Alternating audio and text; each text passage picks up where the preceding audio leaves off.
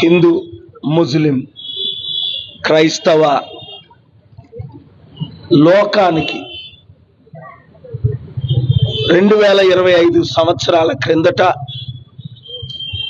యేసు ప్రభు వారు ఈ లోకానికి వచ్చి నా కొరకు, మీ కొరకు, మనందరి కొరకు